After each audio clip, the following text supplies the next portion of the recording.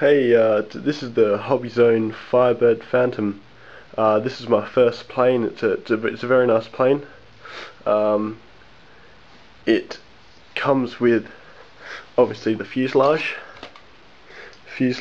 just here. There's your battery. Spring loaded, which is good. A brushed motor. A very weak, very weak sort of fuselage going to the V-tail mix. I'll probably put a video up about how to fix that. It's pretty easy. It comes with the wing. I think it's Depron or Dapron. Yeah, very strong. So we've stood a couple of crashes already. 5 lucky bands to put it together. The instruction booklet. Now you should always read the instruction booklet. The Hobbyzone make it for a reason, so that's probably the first thing you should do. A couple of useful things in there. A 300 milliamp 8.4 volt nickel metal hydride battery. A DC peak charger.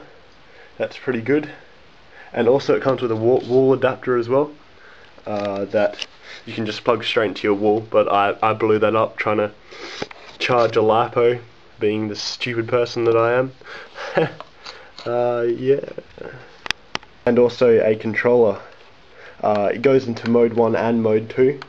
It's actually quite a nice controller personally. I fly in mode 1, but yeah, it's both mode 1 and mode 2. So mode 1 would be the throttle on the right stick, and mode 2 would be throttle on the left stick.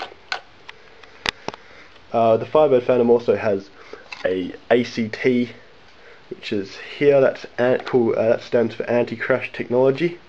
What it does is say that it's flying along and it dives. What it does is that those two things, they detect the horizon and shut off your motor and give up elevator. I guess it's good for beginners, but I don't recommend using it because it does restrict you from flying it. The idea would probably go get a simulator. That'd probably be the best thing to do before you fly. Alrighty, making it's a pretty simple process.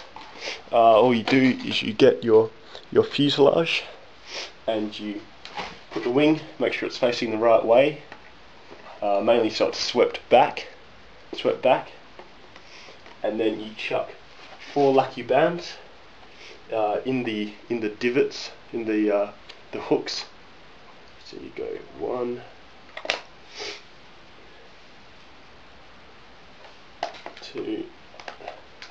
2 across, just going parallel, and then what you want to do is cross it over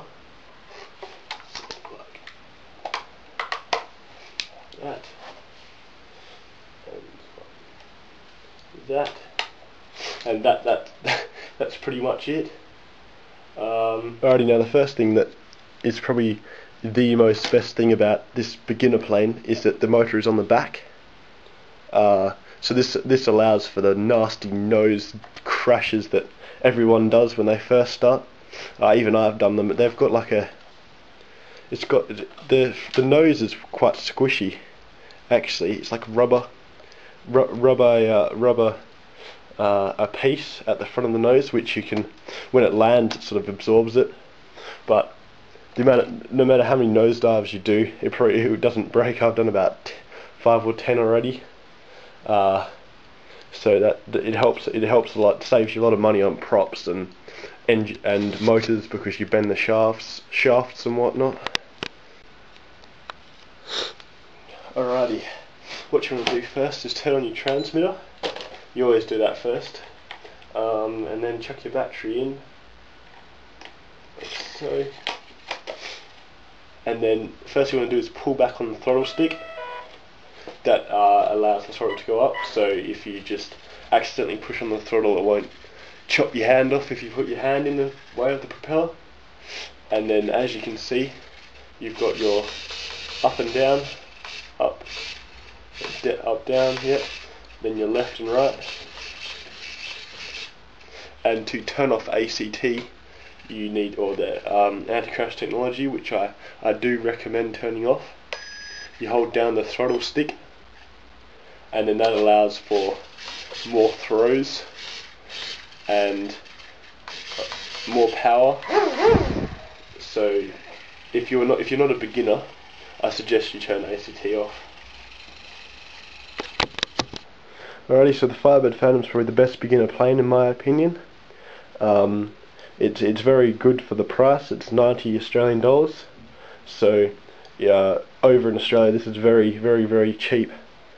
Yeah, so I'll post a video on how to fix the tail and get some flying of it soon. So yeah, comment, rate and subscribe, and I'll see you later.